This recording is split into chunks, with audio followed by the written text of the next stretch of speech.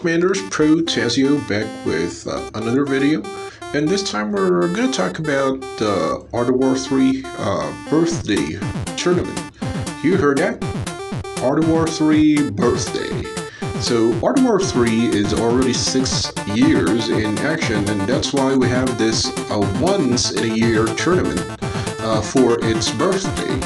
So what's going on? Well, what happens in this tournament? So basically, it's just like your PvP battle.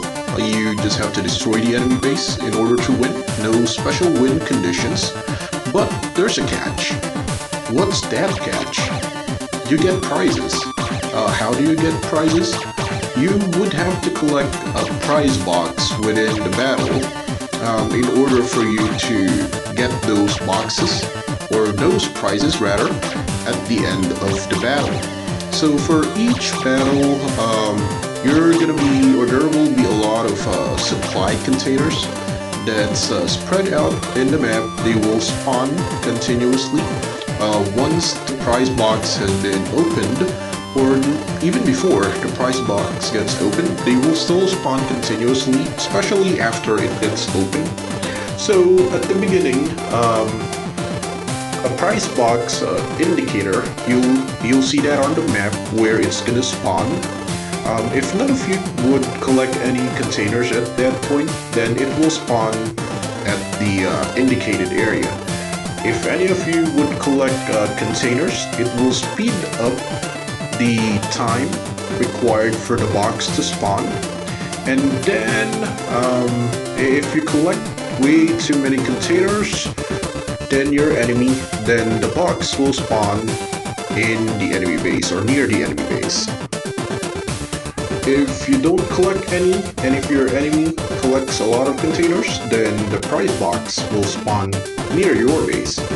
Once you collect the prize box, 3 additional supply containers will spawn and you'll be able to collect them. So there's pretty much a mind game here. If you collect or if you don't collect containers, then your enemy will be able to develop their base and gather a bigger army faster than you are. If you're just after the prize boxes, then you can just camp. Camp where the prize box would likely spawn and just defend that area, let your enemy collect containers, collect, and you just wait for the prize box. But that's gonna be pretty hard to win, given that they're getting about 10 more containers than you are. Yeah, that's not really a good thing. So it would depend on what your goal really is in playing the tournament in terms of collecting the containers. So there are 3 maps that will be available to play on this tournament. Of course, the maps are being assigned randomly. So there will be Simu, the Ancestral Land, and what's the other one? And the Wild Clover. There you go. So the Wild Clover is one of the newer maps, but there will be no sea containers. There's not really going to be anything in the sea unless you want to go behind the enemy base and surprise them with a sea attack. But if they move their base, then it doesn't really matter. I've played the tournament a few times, but it's pretty difficult for me, given that I'm not really that good in map control. So that's something that you're gonna need. You're gonna need a pretty good map control here, and you're also gonna need pretty good decision making.